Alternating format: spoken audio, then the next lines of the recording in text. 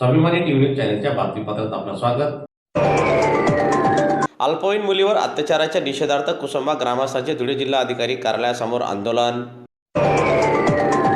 धुळे जिल्ह्यातील कुसुंबा गावात अल्पवयीन मुलीवर अत्याचार प्रकरणी ग्रामस्थांनी आज धुळे जिल्हाधिकारी कार्यालयाबाहेर जोरदार घोषणाबाजी करीत निदर्शने केली।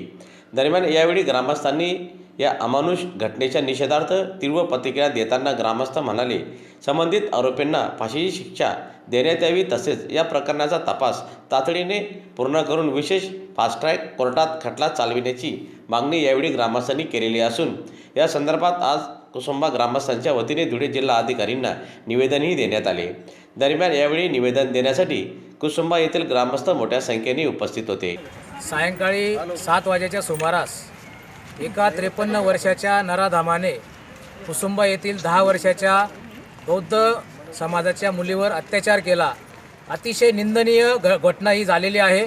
याचा सर्व परीने निषेध आम्ही व्यक्त करतो आणि शासनाकडे, जिल्हाधिकारी साहेबांकडे, SP साहेबांकडे अशी मागणी करतो की या पीडित कुटुंबाला न्याय मिळाला पाहिजे आणि जे उर्वरित आरोपी आज मोकाट फिरत आहेत या सदर घटनेमधले, हे देखील तात्काळ पोलिसांनी अटक करण्यात यावी।